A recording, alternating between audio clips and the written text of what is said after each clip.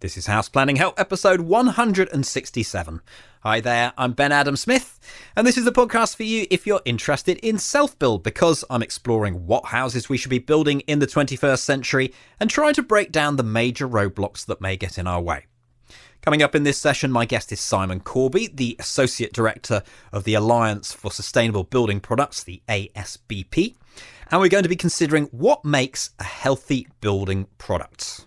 That to come in a moment, but it's always nice to hear from you via email. Sometimes people suggest topics or tell me about challenges that they're facing. Listen to this one from Donald O'Leary, who says, "Hi Ben, just to let you know that we've moved into the new house over the weekend. It's a bit of a mess outside with loads to finish off, but we're officially in. Thanks to you and the podcast for all the knowledge and inspiration over the last few years." Donald, thank you very much as well. Donald has given a lot. I mean, he might be thanking me, but I'm thanking him too for all the input he's had. I'm very excited. Donald, you can have that official badge of being the first hub member to make it safely through. Well done. Let's get to our featured interview with Simon Corbey from the Alliance for Sustainable Building Products, the ASBP. And I wanted to bring him on. He's got a wealth of experience, first of all, but our choice of materials is a big factor on our project. It'll influence the look and feel. Then you've got to think about all that embodied energy in these various products and also the indoor environment that you're creating. So that's the idea of today, to just get to grips with what exactly is a healthy building product. And of course, it's not entirely straightforward either. So let's get underway. I started by asking Simon to tell me a little bit about his background. So I'm a general practice chartered surveyor. I became a chartered surveyor back in the 90s and then went off travelling for 6 months, which turned into 4 years, and came back and thought, well, if I'm going to work, I need to do something meaningful, and looked around and ended up volunteering for a place called Construction Resources, which was London's first eco-builders merchant, and I spent 5 years working there. So originally I was in the warehouse and driving around forklift trucks, and then worked my way up to being natural paints finishing sort of specialist. Construction Resources, I'm not sure if some of you ever went to, but it was over 3 floors, lots of cutouts, lots of details, had solar panels, rainwater harvesting, fantastic resource, one-stop shop, if you like, for any eco requirements. So lots of training, lots of very skilled people who I still know. And we did quite well as an organisation and turned over about £1 million a year. But unfortunately, the guy who set it up was a bit of a maverick, and perhaps a maverick that was almost setting himself up to fail. So unfortunately, it all came crashing down around our ears. But it was 5 years where I, as natural paints finishes specialist, I dealt with all sorts of complaints with people who were phoning up or coming in with problems just using conventional materials, conventional paints in particular, and certainly flooring, carpets being a massive one. So I would get regular complaints from people saying, "Oh, I felt terrible," and a few people ended up in hospital. One chap nearly died, apparently. This sort of concept of healthy products was something that I was focusing on, long and hard, I suppose, back in the 90s. And since that time, I've been working for Bioregional. I did a BEDZ thesis, so the lessons I tried to impart lessons from BEDZ. Spent 3 years taking about 15,000 people around BEDZ and talking about all the sustainability, the wins and the things that perhaps weren't so good at BEDZ. And then from working at Bioregional, I started working with John Bootland at the Sustainable Development Foundation and the Good Homes Alliance. And the Good Homes Alliance was focusing very much on homes, particularly new build homes. And we very much sort of started to look at the performance gap and tried to understand why this gap was happening, how we measure things. So things like getting protocols for coheating tests and thermographic testing and monitor testing through walls, that type of thing. So quite techie building performance evaluation stuff. And then in 2012, I had the opportunity to switch to another John Bootland programme called the Alliance for Sustainable Building Products, and we launched at the Palace of Westminster in 2012. Probably the group arose partly due to a real frustration with the BRE Green Guide. At this time, it was felt it was really hard for people to work out what was a sustainable product, where was the greenwash, where's the detail, where are the numbers, where's the proof. And the Green Guide was seen as a one way of beginning to answer all those questions. But we felt that there were so many problems with it that it really basically wasn't fit for purpose. And so this frustration brought together a bunch of people. We launched, and we've been working ever since. We've done about 50 events since that time, most recently being our Healthy Buildings Conference and Expo, which was last month, January, at University College London. So we had 160 delegates there. We've got 22 speakers talking about healthy products, and all of those presentations are available on our website.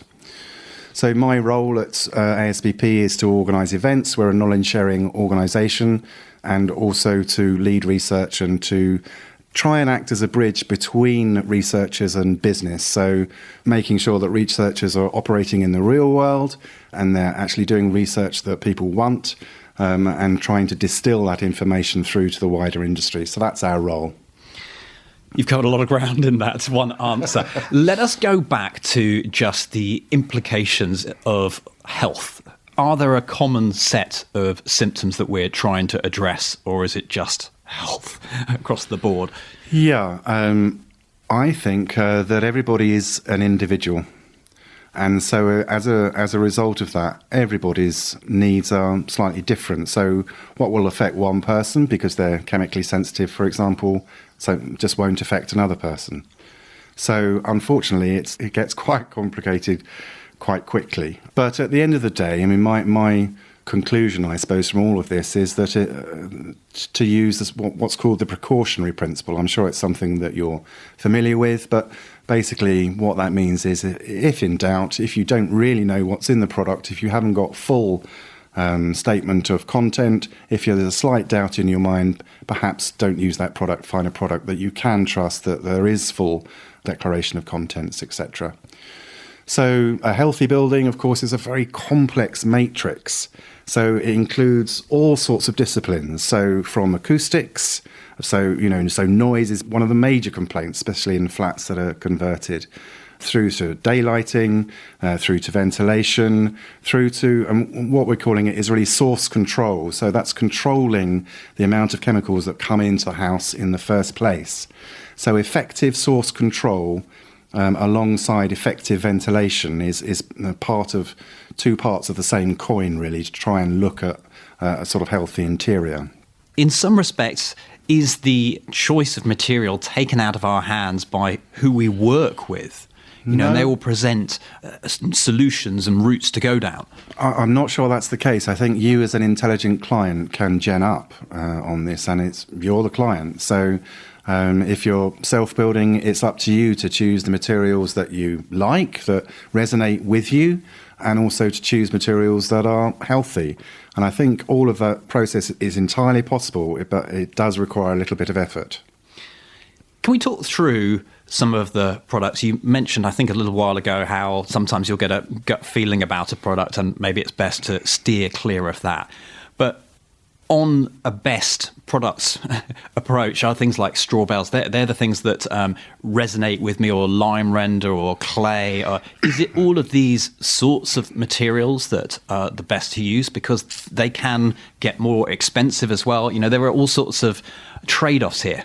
I suppose the first thing I would say is just because it's natural doesn't mean it's healthy. So there's plenty of products, so natural paints, for example, that have quite high levels of VOCs within them, whether it be dryers, whether it be the oils themselves. So you could argue that all products are natural. They're all made from natural materials, naturally occurring on our planet. But then increasingly, those products are processed. And then they're also joined up with other products to become a system. And then it becomes much harder to start to classify that system with regard its health and well-being benefits. But let's just take insulation as one example, perhaps, if we may. So there are all types of natural insulations available. And if you look at their embodied carbon and if you look at their environmental impact, they're all pretty good. So just one example, let's start with wood fibre. So in most cases, it's a waste product. So it's they're co-located with forestry workshops, and in most cases it's a waste product binded with steam at heat with no additional glues, so held together with its own glues. And it's a great product to handle, of course. You don't need gloves. It's a great product to cut. It's easy to cut, but because it's very dense, as I said, it deals with this sort of concept of overheating particularly well. I think if I were a self-builder, I think it's a case of what resonates with you. So if you've got some sort of farming background, it may be sheep's wool insulation might be the product that sort of ticks your boxes. As I mentioned, sheep's wool is particularly good at dealing with formaldehydes and being a scavenger for VOCs, but it also deals with moisture and soaks up moisture as well. So it may be that hemp is your product, and it was compulsory to grow hemp in the UK. We've made hemp products all the time out of everything, but there's very little hemp that's grown now in the UK.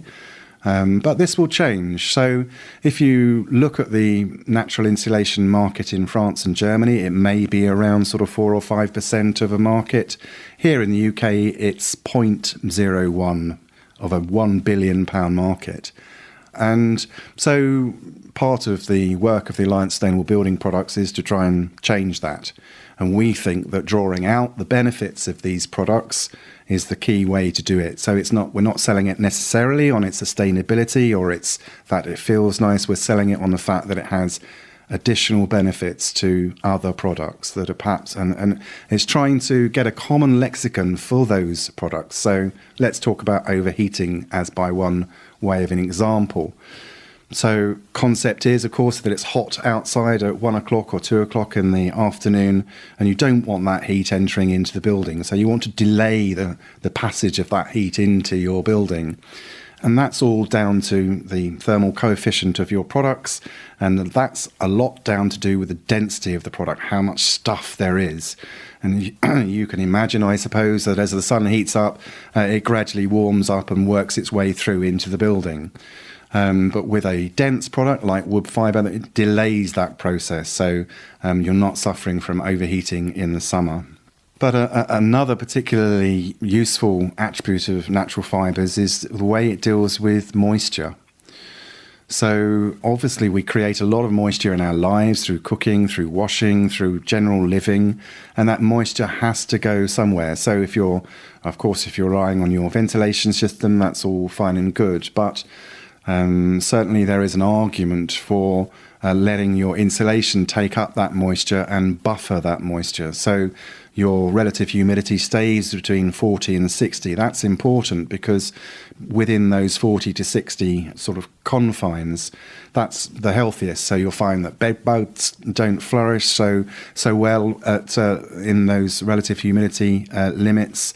You'll find that dust mites don't flourish so well. You'll find that mold doesn't grow. So this has all sorts of benefits, just trying to keep the moisture within your house or within your workplace within those 40 to 60 relative humidity levels. As self-builders, we obviously have a lot on our plate. So how can we compare building products when we might have things suggested at us? Is there an easy way not to get too drawn into it, because I think our time will be precious? I would say that leading architects are developing their own palette of products that through years of experience they've grown to understand that have a healthy and beneficial effect on their indoor air quality. So just by way of one example, Archetype, who are members of the Alliance Sustainable Building Products, they have really gone with Passive House in a big way. So they're building homes, they're building schools, and they have refined their palette of materials through that process.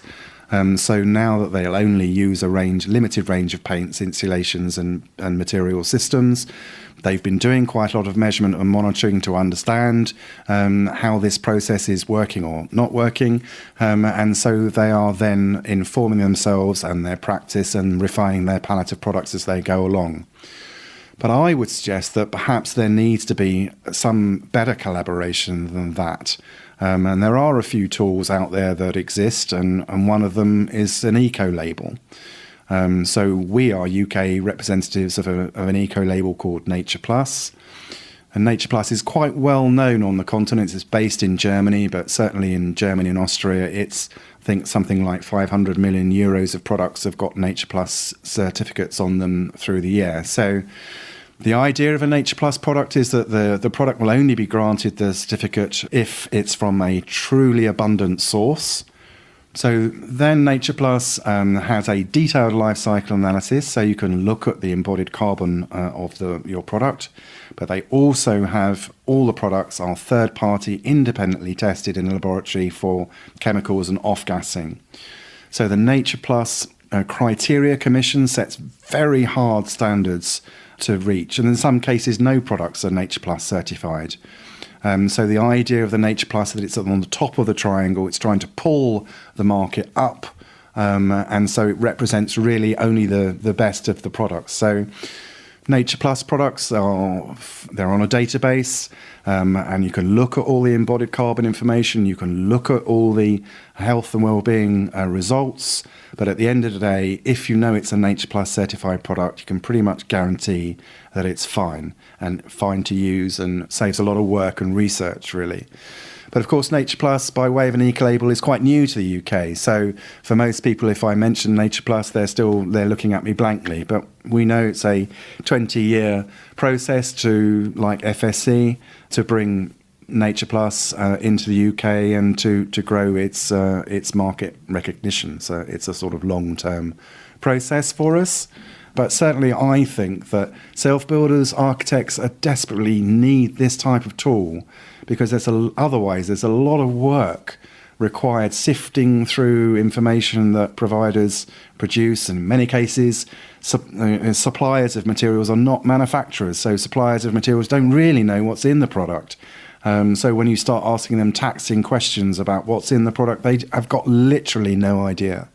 So it can be quite a frustrating, lengthy process. So if you're working with an architect, and I understand in your case you are working with an architect, I think they will have developed real expertise when it comes to a palette of products which they would consider to be healthy and good for you. So that's where I would start. Certainly if I was self-building and I'm working with an architect, I would put that pretty high up on my list of priorities. You've mentioned John Bootland already today, and one of his roles is with the Passive House Trust. So it's interesting, the Alliance of Sustainable Building Products, that's, for me, also another really important part. So where is the balance here? Because we know that we want to do it right across the board, but can we get both ticks? Well, we think, or I think, that the Passive House certification is a fantastic system, one I support.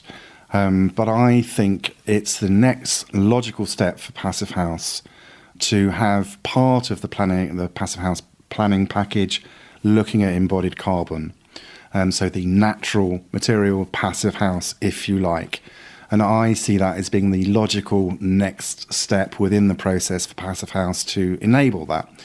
And there are many Passive House producers. So I've mentioned Archetype for one, David Gale and Snowden Architects are another. Then they're all focusing on Passive House with natural materials. So it is very much possible to get there. So the two will meet. But it's just reminding everybody that they are inexorably interlinked.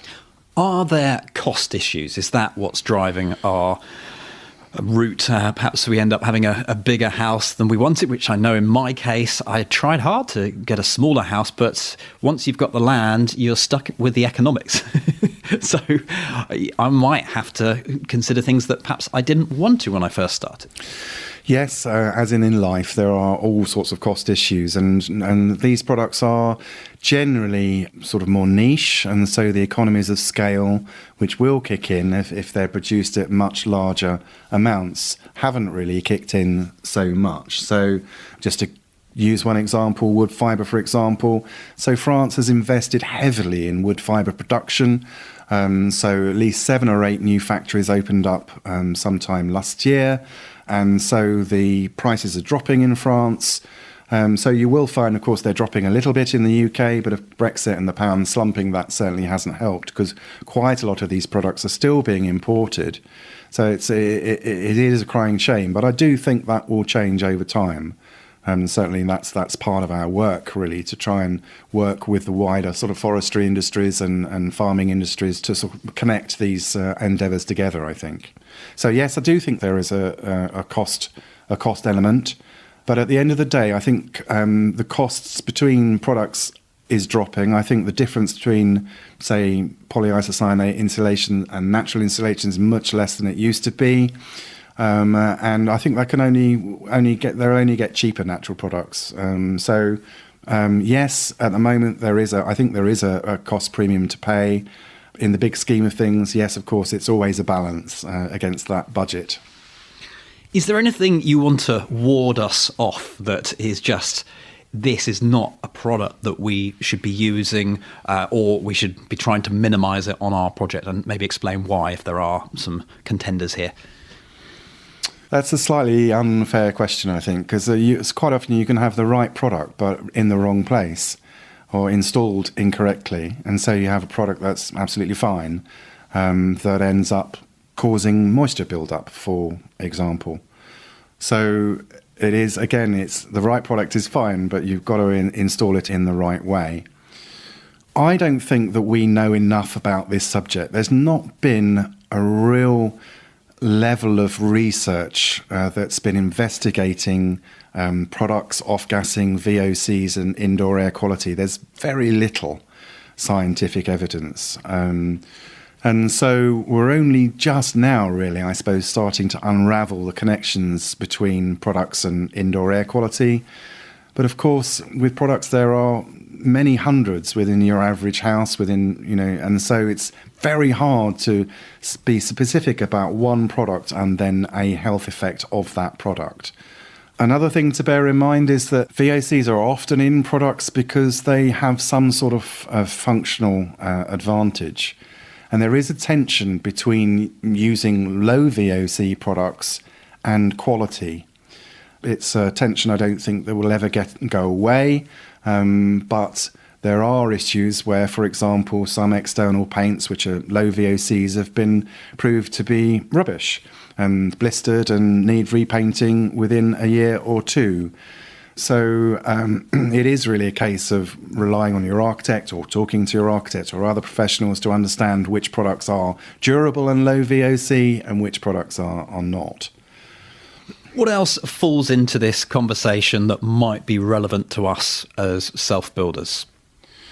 Well, as certainly if you're passive house, lots of the issues that the big house builders are struggling with, quality and just air tightness generally, I think lots of those problems go away because you're dealing with a set of architects that know what they're doing. You're dealing with a package that is very carefully worked out. So you'll know if there's any issues about overheating because planning PHPP will tell you this. You'll know if there are issues around ventilation and ventilation rates, for example. But as I sort of mentioned before, I do think that healthy interiors is all about good source control, but it's got to be about effective ventilation at the same time. So if you're in a passive house, you will be requiring some sort of MVHR system. And that is a system that I would suggest that you perhaps need to sort of satisfy yourself that it's got the right controls on it, because controls can be complex. But you've got to satisfy yourself that it's properly installed. So commissioning guidelines and having sign-off commissioning process, I think, is really, really important. So we did a bit of work with the Good Homes Alliance going into a range of social housing and checking out the MVHR. We found failure rates over 80%. I actually remember seeing at your conference one of the big companies talking about setting up a ventilation system in one of their buildings and trying to make sure everything went exactly right. And at some point there was a big error in that. So why is it so complicated? My general argument that if it's a little bit complicated, there is a real danger that it can go wrong. So it's only when you go back in to do some sort of building performance evaluation on your building that then you start to understand that things are not working quite as well as you might imagine. So even solar thermal, for example, again, we did a range of studies working with housing associations, looking at solar installations. And again, we found quite a significant range of problems. And it is really to do with, there's a lack of standards, I think, and professionalism for installation, perhaps less so now. But certainly with MVHR, it's quite often the plumber that's dealing with MVHR. And actually dealing with air is a very different ballgame to being a plumber. And so, quite often it was basic things like the ducting being squashed, ducting being pushed between impossible gradients, and so it was all squashed. And so the air change rate was nothing like what it said on the tin. But it is a case, I think, of a sensible architect will plan in exactly where your MVHR system is going to go, and making sure that it's easy accessible to change the filters, but also to make sure that all the ducting is carefully lined so that there are not difficult radiuses which cut down your airflow. And if I were you, I wouldn't sign off that MVHR system until it had been tested and proven, so that you're satisfied that it's working. And so I wouldn't be paying my MVHR installations bill until such time as I'd made sure that it was checked and professionally signed off. So that's really important. There's no doubt about it. We're getting close to the end now, and I'd like to wrap up, but I just want to make sure that there's nothing in this overview. Is there anything else that we need to mention as part of this conversation? There are all sorts of things, I suppose, and I'll just give you a couple of examples. So I've been looking at formaldehyde just recently and trying to do a briefing note to try and upskill all of us, really, as to what it is and how it occurs and how to specify for low formaldehyde products. So we know that from testing of a school in Manchester recently, they found formaldehyde levels 10 times over World Health Organization limits, 12 months after the school was occupied. Formaldehyde is a ubiquitous gas. It's all around us. It's in my breath. It's in your blood. Low levels of it is absolutely fine, and I think we even need it. But high levels of it are a no-no, and it's a known carcinogen. So formaldehyde, in this particular school, we don't know where that formaldehyde came from. We haven't had access because it's very, as you can imagine, it's very sensitive. So it could well have come from flooring, it could well have come from carpets, it could well have come from furniture. So all of these are common sources of formaldehyde. Certainly if you're importing particle board from China, for example, you may find that formaldehyde limits are off the scale. So there is a process whereby you can specify, and I'm sure your architect knows about this, how you can specify for low formaldehyde. But it's only, as I said before, really the fact that as we do more indoor air quality testing, and my personal feeling is that perhaps we should put it into building regulations, much like air tightness testing. Because it's cheap, it's something that's easy to do. There is guidance in Part F of the building regulations around VOCs and limits and so on. Maybe that's the next logical step. I think it'll take 10 years or so. So formaldehyde, yes, there is an issue around formaldehyde, but it is quite easy to specify low formaldehyde products, but you just have to think about it. And just one more quick thing. So I have been also looking at PVC windows. So I've always had a bit of an issue with PVC windows. But of course, I've sort of been looking again at the way we make PVC windows. And perhaps it's not something that you think of when you're looking at specifying and buying them. You're just looking at the performance. You're not really thinking quite so much about material. But just as a quick reminder, PVC windows, so they are made from fossil fuels, of course. Chlorine is used to make PVC, and chlorine is a highly intensive energy product to make. And the process of making PVC in this country still relies, in certain cases, on mercury filters. So there are still a number of companies in the UK that have a license to off-gas mercury into the environment. So you have to sort of think about not just the product and how it performs, but perhaps also where it's come from, what it's made from, and is this really a restorative and an environmentally friendly product. So I think it's worth trying that type of approach for pretty much all that you do. Simon, thank you very much. Thank you very much, sir. It's a pleasure, and I look forward to listening to how your project commences over time. Thanks very much. Head online to take a look at the show notes that accompany this session, houseplanninghelp.com/167, where you can review the key points. If you've got a comment or you'd like to ask a question, just scroll down to the bottom of the show notes. We'll link you across to the ASBP, where you can check out all of the presentations from their recent conference and certainly go into more detail on this topic. I'm sure you're aware it goes deep. houseplanninghelp.com/167. Let's finish on a hub update, and I'm very pleased to announce our first special guest. We hold these monthly community calls, sometimes discussing progress, sometimes looking at plans, switching on the video feature. This will probably be an audio call because Mark Brinkley, author of the House Builder's Bible, he's our special guest. Very, very exciting. I think we're all going to enjoy that. All get something from this. A nice little Q&A going on. Also in the hub, you know about the video case studies. This is trying to harness my unfair advantage of running a video production company and knowing that actually it'd be really interesting if we could take something like Grand Designs, but just go down a different route here, examine the decisions that are being made on site and how that impacts the project. Because of course, every decision we make, and I'm finding this at the moment, even just little decisions or things that you think are little decisions will be making an impact on what you're going to build. So I guess it's which are the more important ones. And that's what we do in our case studies. We've got Long Barrow Passive House, which is constructed with insulated concrete formwork. Buckinghamshire Passive House, that's the PH15 timber frame system from Passive House Homes. Then we've got our learning modules where we try to lay things out step by step just to make it a little bit easier for you. And the private forum, again, a place to chat with other self-builders, to post up questions and hopefully get some reassurance.